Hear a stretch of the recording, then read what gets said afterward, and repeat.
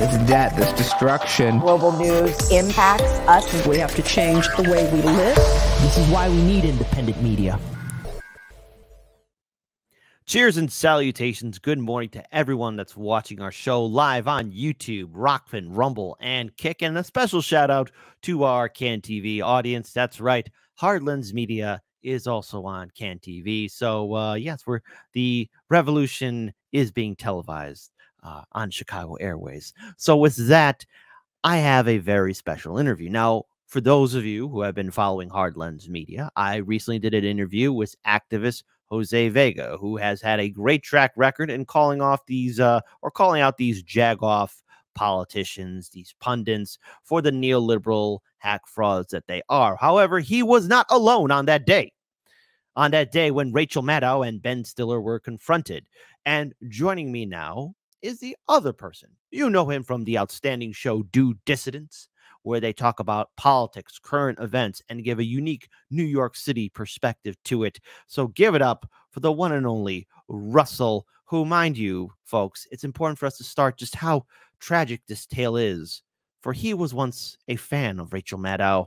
So everything has a beginning. So let's hear it from Russell himself. Russell, enlighten us of the tragic tale of your affinity or closeness to Rachel Maddow before her fall to neoliberalism.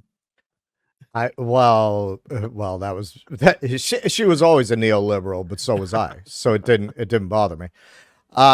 No, I was, and this is the story of a lot of people, you know. I mean, Jimmy Dore has kind of indicated this about himself. I know he's a fellow two-time Obama voter.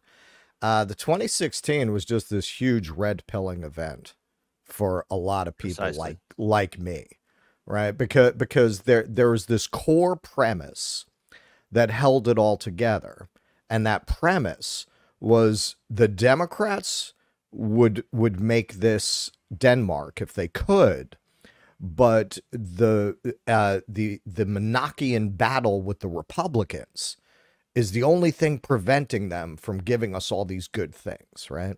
So when they sell out their base, they're not really selling out their base, they're triangulating, because in the end they have to win elections or the evil Republicans will come in, right? But what they really want is to do all the things the left want. You know, they're doing their best and we have to support them. And Rachel Maddow and the whole MSNBC project, particularly in those days, was very much reinforcing that kind of a narrative. And what happened in 2016 was it blew that narrative apart, because for the first time, you had a guy who was running on that agenda that we thought the Democrats believed in, who could actually win for the first time ever. So it was an experiment that had never been run before. In the past, every election I can remember, you always had that guy. You always had a Bernie guy running, right? Whether it was Al Sharpton, ran in an election. He was the truth teller who would go up and say the stuff nobody else would say on the debate stage. And these guys would only get 2% to 6% in the primaries, right? So it was very easy to absorb that received political wisdom that you would get on the Sunday morning roundtables. Yeah, no, I mean, Al Sharpton had some great things to say, but I mean, of course, he's polling so low and he can't possibly win. And you just absorbed that and said, yeah, you know, I would vote for Sharpton, but he can't win. So this was the first time you got to run the experiment. What would they do if a guy with those kinds of politics actually had a chance of winning? And that was the red pill, because you saw what they would do. The whole narrative got torched because you saw that they don't want to do these things. They don't actually want it to be Denmark. They actually like the status quo. They've actually been lying to you all of these years about what their intentions are, what their beliefs are. And that's one of those things, I think, like anybody who realizes they've been conned, you look back and it was so obvious. You say, how did I miss it? Oh, yeah, no, Wall Street was shoving dollar bills down Obama's G-string because he was going to go regulate them. Yeah, I actually believed that Wall Street was going to support somebody who was actually going to do something for working people. No. Why were they lining up behind him like that? Like, you look back and it was so obvious that the fix was in. But, you know, that's what, because I think everybody with sense had their belief system challenged and really destroyed by that election. That's why the Democrat base has really been reduced only to privileged liberals that don't actually need universal health care or free college. It's just been reduced to people who can afford for their politics to be purely aesthetic, for it to purely be a lifestyle brand. You know, everything that you're bringing up, because I remember 2016. I was there in Philly. My colleague Daniel Lupker, we were in Philly, and you know, we were inside the Wells Fargo Center on the last day in which Hillary was named the nominee. And I remember everyone in corporate media saying there was nothing but peace and love. MSNBC, everyone was cheering. I remember inside the Wells Fargo Center, maybe inside the inner sanctum of the DNC shite hole that was in Philly, in the Wells Fargo Center. However, on the outside, I saw Clinton supporters and Democrat delegates assaulting Bernie Sanders supporters and Green Party people.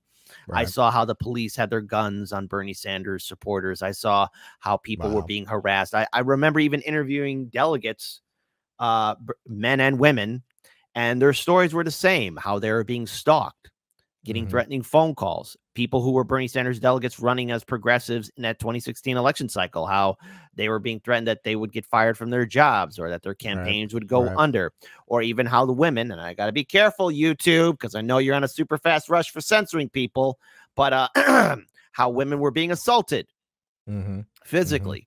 And again, it's, when I say assaulted, think about any which way. Again, a lot of harassment. So, and the thing is, I never heard a peep from BSDNC, I mean MSNBC, or people like Rachel Maddow talking about that. And since then, after 2016, during the Trump presidency, we saw her really capitalize on the fear propaganda of Russiagate, which, hey, look, new boats don't buy themselves, but, you know, she really made it a job to send out that misinformation.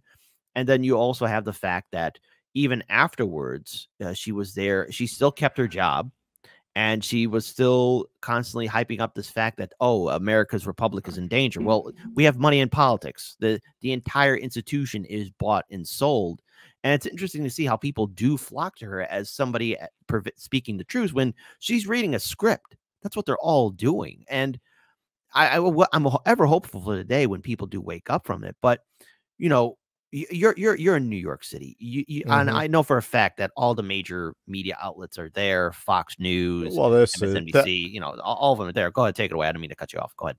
Yeah, no. Well, this is Shitlib Central.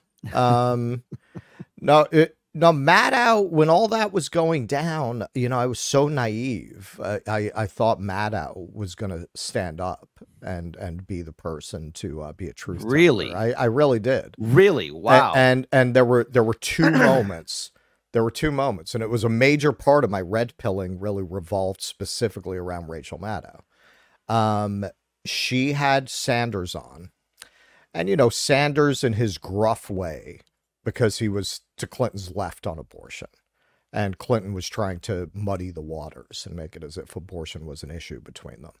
And Sanders in his way, in his inartful way, said, "Can we move on and talk about the real issues?" And Maddow then went and framed it as with her little, when the edges of the eyes crinkle up like she's really hurt. She did one of those, and she goes, "I guess Bernie Sanders doesn't think abortion is a real issue." Oh, okay. That was I can see it in my head being played right now. Go ahead. That was one moment, and I still had not lost absolute, you know, just absolute. I hadn't been black-pilled yet, right, with Maddow. And the thing that really finally broke me was when there was the false accusation of the Sanders delegates throwing chairs in Nevada. And not only did she amplify the story, but for lack of footage of chairs getting thrown, she used a clip of chairs getting thrown at a wrestling match. And that was it. Oh my god. That was it. That was the end. I hope So, I hope she didn't use the ECW chairs being thrown in the ring, because that's pure gold. But Yeah. that says a lot about MSNBC and her just trying to throw that out there. But that okay, was go it. ahead. I mean, Rachel Maddow specifically did a lot to shatter my illusions about Democrats, the media, liberals. She personally, and I know a lot of people have that story. I mean, I know a lot, because I was talking a little bit about this when we were on last night, covering the action, and I said, yo, man, I used to consume the whole nightmare from Chris Matthews through to Lawrence O'Donnell, man. I used to have that shit on every night. I even used to watch Maddow's fucking cocktail hour she used to do on Fridays. She used to make a cocktail. That was like the weekend. She would make a different cocktail every week. The whole thing, man. The whole nightmare.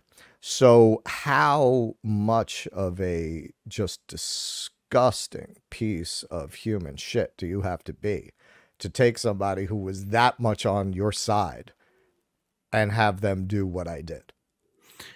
You know, I guess my moment, it wasn't a Rachel Maddow moment, but it was probably like when I got done with TYT, when they were, oh, for the love of Christ, when they all went in for the DNC and Hillary Clinton. And, you know, I used to be part of Wolfpack, you know, that organization trying to get money out of politics. Yeah, and I was like, started that. yeah. And I just mentally said in my head, how can I be associated with Wolfpack, something founded by Cenk Uygur, when he's going ahead and telling everyone we got to vote for Hill Dog because Trump, and she has money in politics. She's just as addicted to money in politics as anybody else, and that's betraying the very principles of what Wolfpack was about. And that's when I just had to, all right, I'm done with this. I'm breaking away. I'm walking away. I can't do anymore. And that was that was my moment. And the thing is, when we see just the aftermath of those 4 years after 2016, now we enter into 2020, everyone went to brunch. Everyone decided to say everything's all hunky-dory. But what corporate media didn't realize was Trump was the only reason why people were tuning into MSNBC or CNN, because Trump was their bread and butter. And now Rachel's writing this book called Prequel, America's Fight Against Fascism. I hope nobody ever tells her about how Prescott Bush, you know, old man Kennedy, the old man Kennedy. Let's see, who else am I missing? Oh, Henry Ford. Well, she talked about Henry Ford because that was part of her. That was part of her reading. Did she talk about Walt? But that doesn't impact on anybody who she's going to piss off who's in power now. She can talk about Henry Ford, and the Henry Ford thing is well known.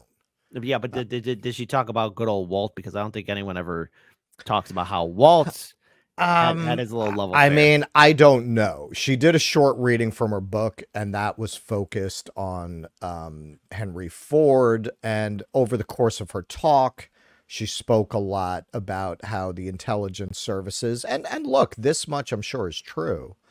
She talks about how in her research she found, you know, and she was really talking about the post-war period largely. And she was talking about how, you know, the intelligence services would have all these reports on communists, then you'd have people telling them, hang on, but there are these fascists here, and that they wouldn't care about. And I'm sure that's true. I mean, that tracks with the 50s, right? That they would have just only cared about the communists. What is deceptive about her and about that entire event, and the event gave me more insight into her appeal, just building on what I already knew. Rachel Maddow is so beloved in spite of the fact that you are not going to come away any better informed listening to Rachel Maddow than you will listening to Sean Hannity. That's why she's on the cover of Taibbi's great book, Hate Inc., with Sean Hannity. She is a parallel to him. And something I found in my research before the action, because I was looking at what I really wanted to challenge her with, is I knew she had said something like she was friends with Roger Ailes or something in her Vanity Fair interview. What she actually said was kind of worse. That what was that quote? She said basically to improve her game, she kind of took his advice, like he mentored her about how to be a better broadcaster. That makes a lot of sense. That makes a lot of sense, because if you look at Russiagate, that is very much a pseudo-left version of Fox News broadcasting, right? Come up with a big conspiracy, very good versus evil. And what was great about Russiagate was there was always, you have to tune in tomorrow to get the next twist of the story. She was able to dine out on that for years until the Mueller report dropped. So now why don't her audience hold her accountable? Because she is very masterful about feeding them exactly the vision of the world that they want to consume, with absolutely no vegetables. There's no green beans slipped in with the sugar, right? She just gives them exactly what they want.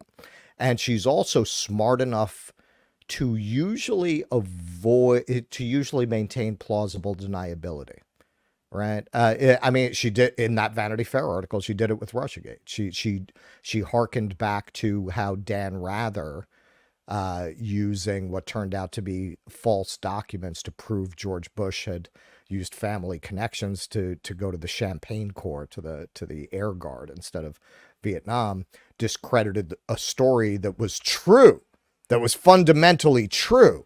So the Steele dossier doesn't actually disprove Russiagate, but unfortunately, because there were false things in the Steele dossier, it called the whole premise of his collusion into question. No, I think more people look at the Mueller report, actually, and feel that blew up the entire narrative, but she's clever. She avoids that, and she finds ways to define her sins as just normal rough and tumble facts of life as a journalist, that sometimes you might get this wrong, but the core thing is true, and she's an honest actor. But what she did, look, a synagogue is a very famous synagogue. It's 100 years old, Temple Emmanuel. It's the largest in New York. It's where Joan Rivers' funeral was held. It's this enormous, beautiful synagogue. I had never set foot in there before this event, and now if I set foot in there, I can be arrested for trespassing. So it's the only opportunity I'm going to ever get to set foot in the Temple Emmanuel. If somebody wants to book a tour of the Temple Emmanuel, folks, you're going to have to go to somebody else. So yeah, so this is a room full of, let's face it, mostly wealthy, Upper East Side members of the Jewish community. That's most of this room. In other words, the core audience for MSNBC, mostly over 50. I would even venture to say mostly over 60 in this room. And she got up there and very masterfully, this is what really impressed me about her presentation. She connected the pushback to Israel's actions now in Gaza to the premise of her book, that there's always been this shadow fascism in America, which is true insofar as it goes. It just doesn't mean what she's presenting it as, and it doesn't absolve her side of its own fascist tendencies, which she uses that lens to obscure. But okay, all right, there's enough truth in there. Any good bullshit has an element of truth to it, right? But the whole night, she very masterfully, implicitly framed everything she was talking about as supportive of their core Zionist view, that opposition is driven by shadow fascism and anti-Semitism and this darkness that's always been there at the heart of America, of being anti-Jewish and anti-Israel. But she never explicitly said that. She said it without saying it. It was built into the whole presentation and the kinds of connections she would make, but she never said anything that she could be called out on. Wow. So obviously you did reach out to Jose Vega as per our interview that we had with him yesterday morning. You got tickets to go see Rachel speak. Now I know Jose right off the bat. How long were you guys in before I think Jose spoke out? Because Jose said he spoke out as soon as he could, but then you came out much later. So what was the overall plan? All right, so this is how this went down. I saw that Maddow was doing a book tour, and the light bulb went off. I was like, hang on, man. She's got to be coming to New York if she's doing a book tour. So I looked it up, and I reached out to Jose. I was like, listen, man, if you want to do this, I'll buy his tickets. And he was like, fuck yeah. so we broke into the Dissidence patron kitty and bought a couple tickets. You know, they gave us a book. I didn't get to keep the book because security dragged me out.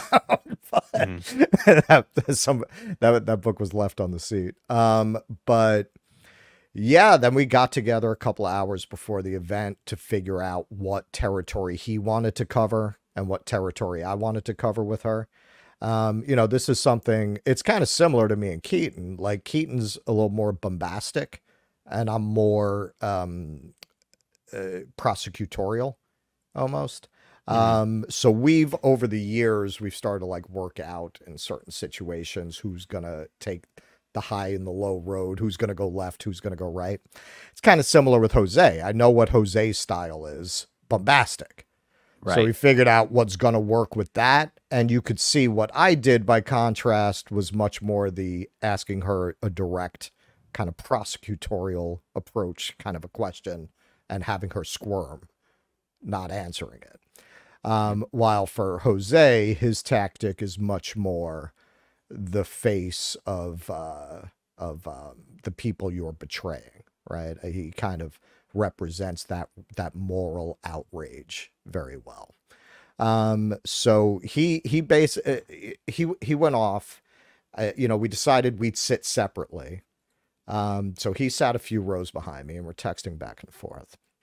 And he was like, yeah, I'm not sitting through that bullshit. As soon as she starts reading, I'm going. He's like, I'll warn you. I was like, all right. So true to his word, man. She came out there. She did her little niceties. You know I have a show, but I can't see people. So this is freaking me out. Blah, blah, blah. Yeah. Like you haven't done a million events like this. Okay. So, you know, I don't think she got 2 sentences in before Jose was on her ass. So as soon as she started reading, I took him at his word, and it's a good thing I did. I was already filming because I knew I'm not going to get the time after. So I was filming her already, and boom, he was on her. I had already said, because I knew they were having a Q&A at the end. I said, you know, I'll wait for the Q&A. I'm still going to have to do it as an intervention because they gave you like little index cards. And I was like, they're not going to read any question that I would ask.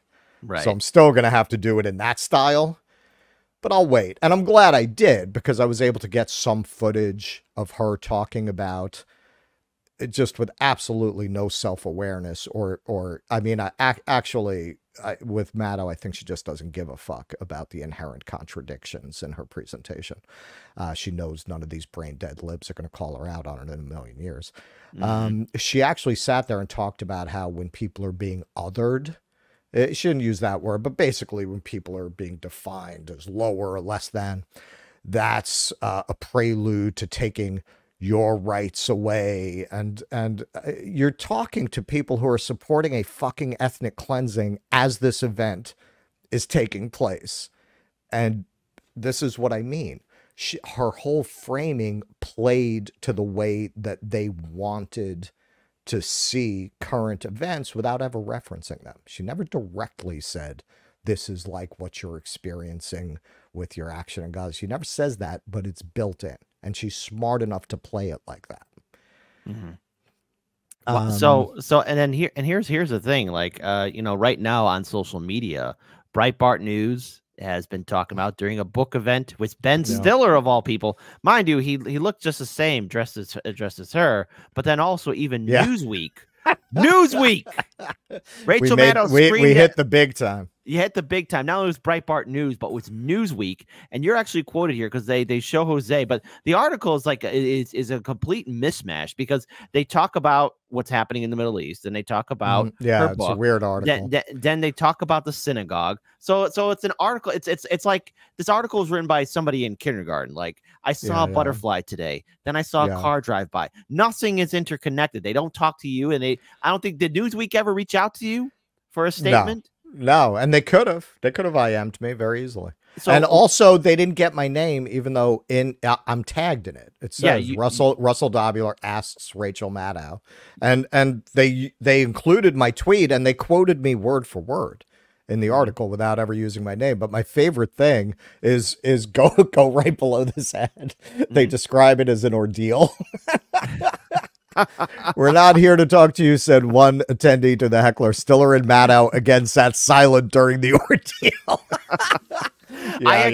We put bamboo shoots under their fingernails. It's quite an ordeal for these fucking rich pricks. What course. An ordeal.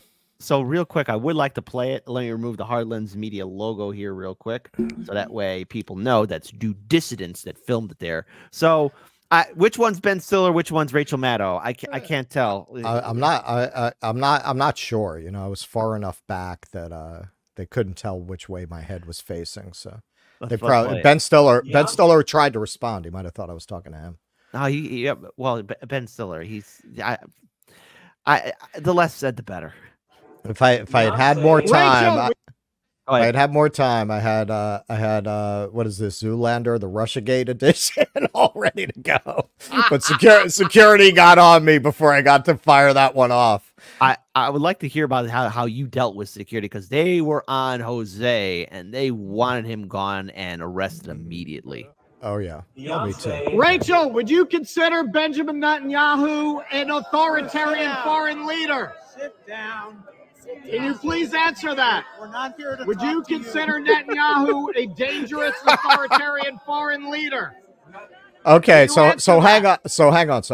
Go ahead. The reason I asked her that, because my original question was going to be, because she's talking about fascism, would you consider an apartheid ethno-state a fascist state? Is Israel a fascist state? Mm-hmm. But earlier in the evening, she tossed out as an aside during her reading, we're having all of these problems with foreign authoritarian leaders. So that's what that was building on. So you're talking about foreign authoritarian leaders. So is Netanyahu a foreign authoritarian leader? So that's why I framed it that way. Fair enough. Well, Ben Stiller looks a little bit perturbed.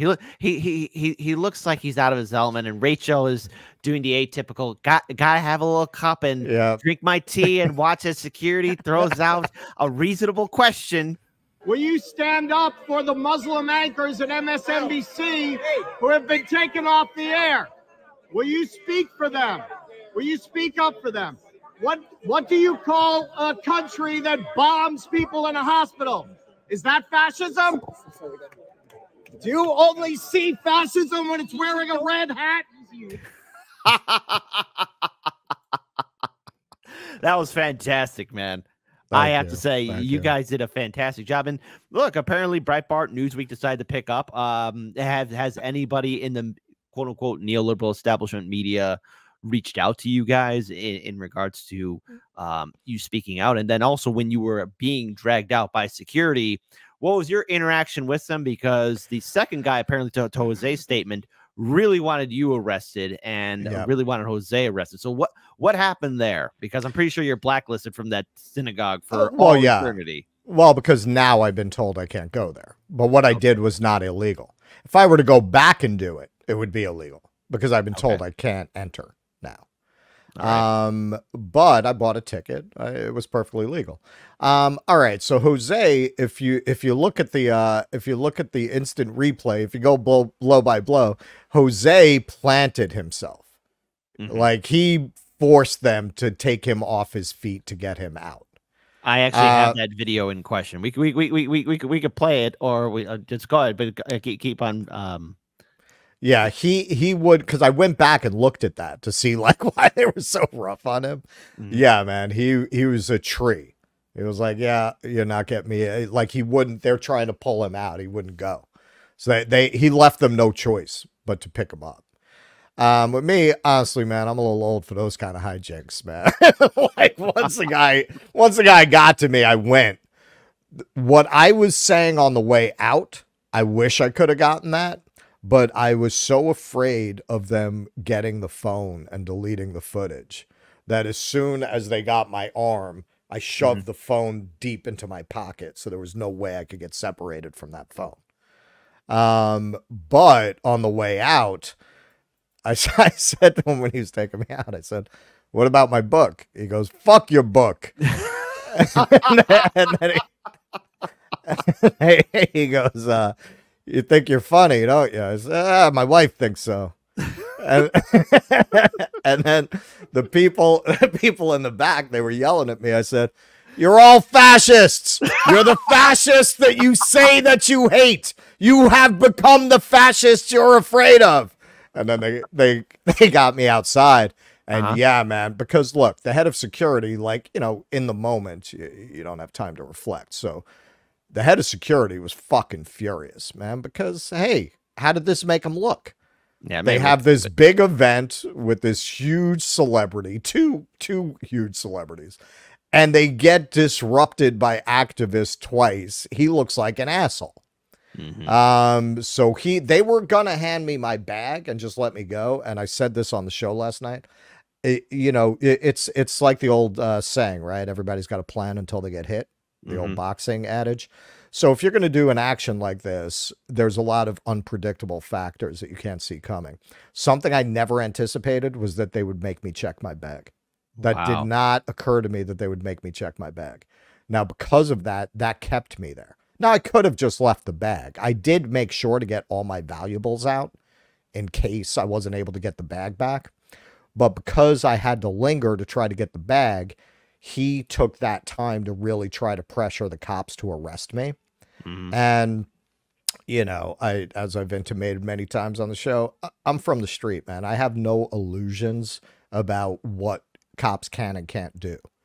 Like, you can talk about what they're allowed to do. That has nothing to do with reality when the rubber meets the road with cops. Precisely. Yeah, man. In the end, if I had gotten arrested, would a judge have dismissed it? Yeah, almost 100% it would have just been dismissed. So you got to ask yourself, do you want to spend 3 days sleeping on a cold floor with you know, people throwing up and shitting next to you? Like, do you want to do that, right? Do you want to do that? Because if they want to arrest you, they can. That having been said, the cops were cool, but the head of security, I would almost bet my life that guy was an ex-cop. And he was asking them if certain people were working, because he knew they didn't have grounds to arrest me, but he was trying to pull strings to get me arrested. So in the end, I guess the people he knew weren't working and the cops weren't going to, you know, deal with like a First Amendment violation like that. Right. So in the end, he still didn't want to give me my bag. He kept playing games. I said, "All right, man, well, it's going to let out soon. So if you don't want to give me my bag, I'll just stay here and interview people about Palestine as they come out." Then he gave me my bag.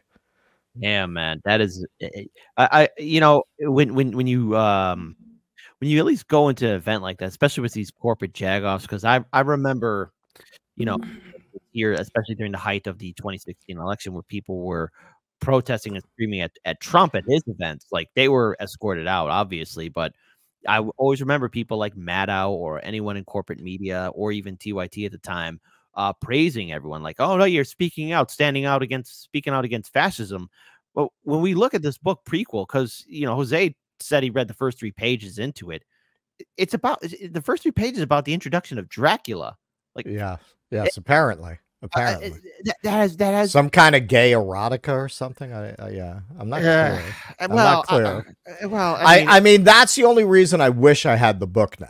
Okay. Because I would love, as part of this commentary, to be able to take a look at it. But did Jose keep it? Because maybe he could give you his copy or something, or you get the book after the event. I'm pretty sure. Well, I don't see how that cat could have held on to that book. Although he had a big coat, so maybe he had pockets he could have put it in. I haven't asked him that if he got the book. Then we need Jose to give us a book report or something of that nature. Yeah, he wouldn't even sit through her reading it. There's no way he's reading it. He didn't even want to passively listen to it.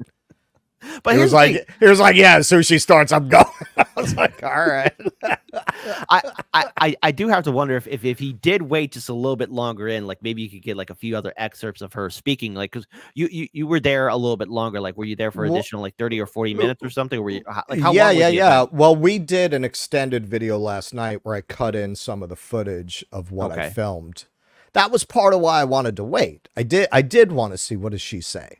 Like, what is this conversation like? What is this? And we were surrounded by people, or I was surrounded, so Jose very briefly, and me for much longer. I mean, these are the shit libbiest of the shit libs. You know, they're all sitting there voicing their affirmation and agreement with everything she says on stage. It was that kind of thing. You know, oh yeah, no, that's so true. That's so true. This is the kind of shit I'm hearing around me. Well, it's nothing but sheep. I mean, people talk about how Trump supporters are blind, obedient servants, but anyone that's connected to the Democratic establishment or MSNBC, you see people unable to think critically for themselves. Yes, and yes. I find it rather depressing that even after everything, all the failures of corporate media, its entire track record, that people will still go to individuals like Rachel Maddow or any pundit at CNN or Fox News and think that not only are they truth tellers, but they should be trusted authoritative sources. And this is the same mindset that is simply allowing the silence of independent media and free speech. Hard lens media has been hit numerous times by YouTube. I know RBN, do Dissidence, and now especially with everything being talked about Palestine, I have noticed a trend, and let's be very clear. Oh yeah, it's much worse than Ukraine. Yeah, much it's worse. not only is it much worse than Ukraine, but I've noticed a lot of my fellow colleagues like, hey, you know, we're just going to do the show on Rumble and Rockfin for the time being, because who knows how YouTube's going to spaz out on us this time. And yesterday, while it you know, there's probably many reasons, but, you know, the Jimmy Dore show just went live only on Rockfin and Rumble. And usually it also goes live on YouTube. And that should tell you just the overall environment that we're in. Rachel Maddow's talking about fascism. Well, it's here when you have large channels. Jimmy's like, what, at 1 million+ subscribers. When that channel doesn't go live on YouTube, but only on Rockfin and Rumble, that's setting a dangerous precedent for every single content creator. Everyone should be really worried about these guidelines on how YouTube is quick to censor people. JB's channel has been demonetized. Yeah, demonetized. For BS reasons, because YouTube said that he was promoting violence. I watched the Rockfin Rumble clips, YouTube. He didn't say anything like that, and he's not promoting violence. You got, again, there's an algorithm. I know we're getting off subject here, and I know what you have to be heading out a little bit, but I just want to get your overall thoughts of just a final question. Was this environment? Well, that was it's just building on what you're talking about. Yeah. But we planned this obviously way in advance. Our original set of questions was completely different before this war broke out. The war happened to break out before we got to it. Our questions were all oriented around that, around the Twitter files, Matt Taibbi. Like the original set list here was like, so what do you think of Matt Taibbi having the IRS come to his house on the day he testified to Congress? Is that fascism? These were the original questions. What do you think about being called the Sean Hannity of the liberal class? Do you see yourself that way? This is what was going to be asked. It was much more that civil libertarian creeping fascism as revealed in the Twitter files. And then the Israel thing broke out and it became, well, if you're probably going to get half a minute before these motherfuckers flying tackle you, what are you going to ask her? You're going to ask her about that, or are you going to ask her about Israel when she just wrote a book about creeping fascism? I mean, just, you know, so we had to drop the other. So as a final question, though, because you're involved in content creation and you guys have dealt with the censorship, because let's face it, when free speech, when independent commentators or journalists or media are censored, silenced, and suppressed, what is our overall objective going forward? Like how do you feel in regards towards this jackboot, this knife that's over all of us, threatening to squash us, stab us, remove us from any kind of platform because we're critically analyzing a political event, and anything that we could say might be viewed as well, violence or encouraging violence when we're not even saying that at all. Where do we go from here? Because obviously people like Rachel Maddow are going to be A-okay because the established, or at least that big tech, views MSNBC and CNN and Fox as authoritative sources. They're going to be okay, even when they lie. The rest of us, not so much. What do you think is going to be happening going forward? How do you generally feel about this, well, uncertainty that we're walking into? Well, you know, Keaton says that very well, frames it very well. Liberals don't care about censorship because they know they'll never say anything interesting enough to be censored. Mm-hmm. It's never going to affect them. The zip ties are not coming for them, or at least as they see it. Although the formulation, the reason the ACLU in its golden era, quite unlike what it's become today, would go out and defend the right of Nazis to march through Skokie was never a love of Nazis among the mostly Jewish ACLU. It was, if you do it to them, when they get power or people adjacent to their value system get power, you've established a precedent for doing it to us. That's what the liberals never understand. And I don't know why they don't understand it, because they rarely hold power. So you set these precedents of of eroding civil rights. What makes you think that these MAGA people you hate so much are not going to use that precedent to shut down your speech? But they're too shallow and too misled by people like Maddow to think that deeply about it. This is a very dangerous time with the Israel thing. They have the pretense of anti-Semitism. That's why the shutting down is so much faster than it's been with Ukraine. Like Ukraine, right, there was a crackdown, but not like this. This has been very swift because they can hide behind claims that they're protecting the internet from anti-Semitism, right? Precisely. All criticism of Israel's anti-Semitism. I said from pretty early on that as this election heats up, they could just whack all of us. They could just decide that the headaches of having alternative media is not worth it. And they could leave people like Young Turks intact to maintain the pretense that they're still allowing political speech, people who are just not in any way threatening to power. You know, breaking points will be all right, you know, but the people like us, yeah, they could just decide we're more trouble than they're worth. It's not worth a congressional subpoena to keep us on. Yeah. Hey, well, it's good knowing you. I mean, hell, we have. Well, we're all going to go to Rumble, which that'll be the next step. They'll try to do to Rumble what they did to Parler. It was Parler, right?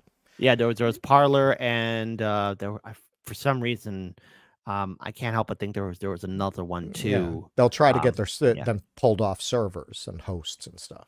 Yeah, well, no matter what, we have yet to do that Star Trek debate, or at least Star Trek conversation, because I have my criticisms of the Federation, and I hope to have that with you, my friend, as well as a very intense debate, and this will be a serious debate about the superiority of Chicago-style pizza as it should be, because after all, it is the superior. But we have a peace treaty. But I just wanted to acknowledge that we are the princeps, the first, the August of the pizzas. So there we go. Well, actually, I think our mutual friend, Mr. Jimmy Dore, would disagree with you because I recommended a Nona slice in New York to him, and he thanked me profusely. He loved it, and he's a Chicago guy, so. Okay, you know what? Jimmy Dore has been misled by New York City, so I'll have to help him out with that. So there you go. But real quick to everyone that's watching, look, this is Do Dissidence's Twitter account, and here is their website as well. They do political commentary, interviews, satire. They've done. You're still working on that documentary series, I assume, or has that come out yet? With Jose Vega? In the next few weeks we should be dropping that. Fantastic. Look, they're on Facebook, YouTube, they got a Substack.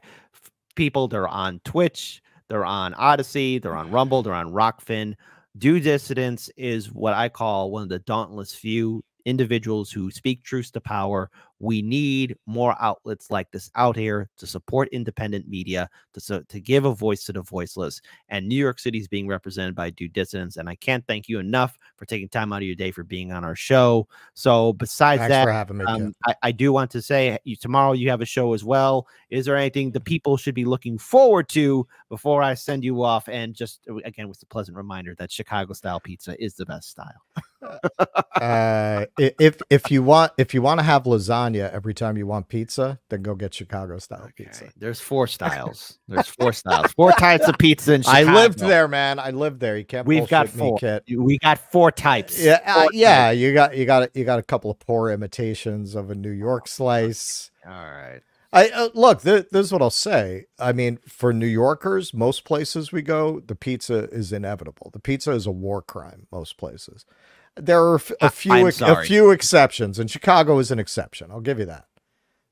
Where it's not like, oh my God, what the fuck is this? Where they get this out of the same McDonald's vat they get the apple pies from? What the fuck is this shit? You don't feel that way there. I will say that much. Yeah, tomorrow's show, we're still you know how it goes, man. It's current events. Who knows what the show will be tomorrow, but it's always surprising and fun. I will say, while the times are so dire, don't expect a lot of pop culture on the show. That's what we said last night. Like, we can't cover no Captain Marvel box office fucking stories right now. I would be more than happy with to a talk genocide about going on. Yeah. With all of that, I would be more than happy to talk about pop culture. Maybe when things calm down, if we ever see things peace calm down. Yeah, Exactly. Real quick, we did get a YouTube super chat. Natalie Williams said Richard Medhurst's channel was demonetized, leaving I you heard boob. that. Yeah. I heard that. And Roger Meadows, he sent a $2 Rockfin super chat to you, or to Hardlands Media. Russ, or as I call him, Danny Alio. I hope I said that name. Aiello. Yeah. I was right there with you. I stopped watching Maddow after she bored me to death with Russia. The last great thing she did with everyone forgot was Flint, H2O crisis, the water crisis. Jordan Sheridan gets a lot deserved credit for covering it, but she was the first one on it. Oh, wow. These were the stories she used to do. Yep. I watched the whole gambit to Russ, Hayes, Maddow, Lawrence O'Donnell, but no one beats Ed. R.I.P. There you go. All right, so fantastic. So that's why they fired him.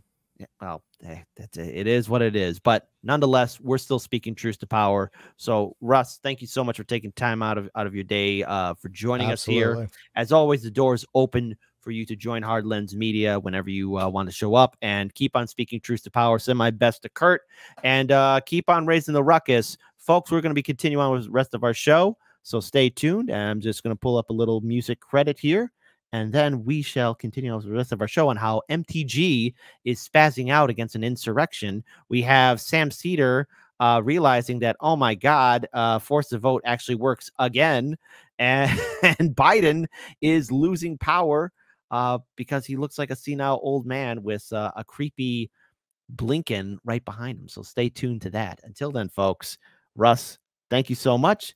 And we'll be back in just a few short seconds. Thank you, Kip. I guess this isn't such an awful place. Is that what you want me to say?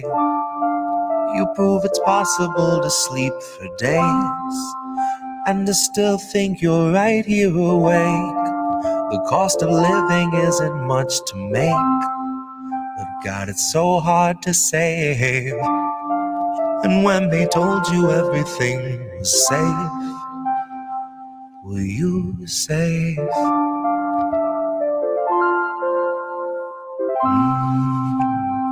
Were you safe?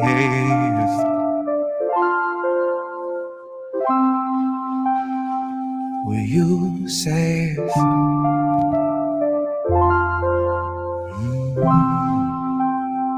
Were you safe?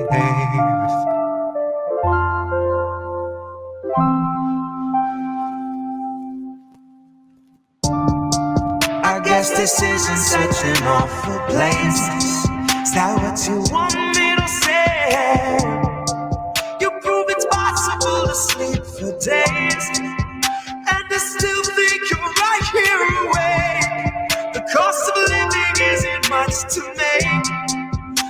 God, it's so hard to say.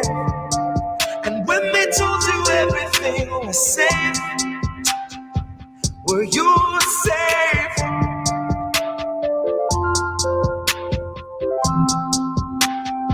Were you safe?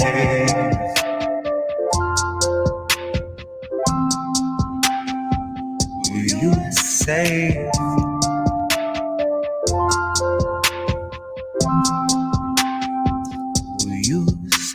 Fresh off the masses, the brand new cancerous growth, who has come here to vie for your vote. Come here to cry at the camps and to mourn at the shore for the bodies that float by the wreck of an immigrant boat. Then it's back to their luxury home, couple security booths and a moat. Couple cigars, little escargot, little booze and a soak. Just breathe in the steam and the smoke. Pink salt, lavender, candles are low. Shit, when you do what you do, gotta lighten the load. And he got a life of his own that's a sight to behold. And it's a lot to control, to decipher the code or to siphon the soul. The cost of a good night's sleep for the working elite is a bargain, no matter the toll. Worth any wager, and that comes straight from the mouth of the means to the goal that will swallow us whole. Ripe for the picking if you don't mind mold, and you know I don't. Maybe we're pleasantly prone, maybe we're taking a licking, compliantly ticking and ticking and ticking, but never explode. No, I don't deliver the prettiest image, but damn if it isn't an accurate vision of natural fission, of rage at the system and abject heartbreak, patiently waiting for any who will listen. That little blue bird who was watching your words is a federal carrier pigeon, a Langley first. It's a patient observer who hears what it wants and is trained for the worst. Oh, you got nothing to hide.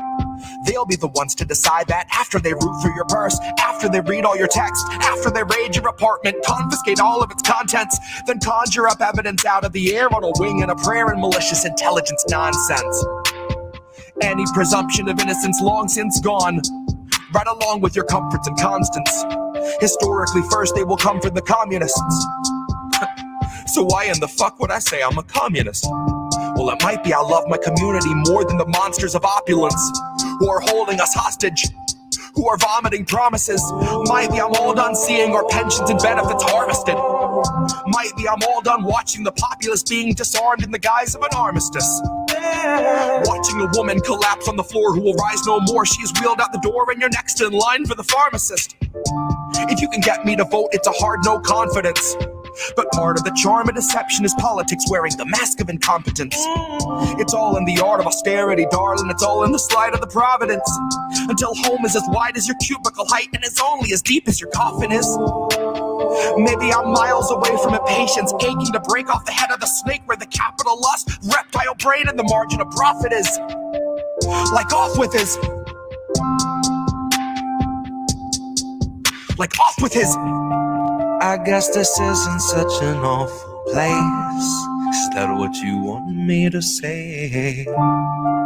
You prove it's possible to sleep for days and to still think you're right here awake. The cost of living isn't much to make, but God, it's so hard to save. And when they told you everything was safe, were you safe?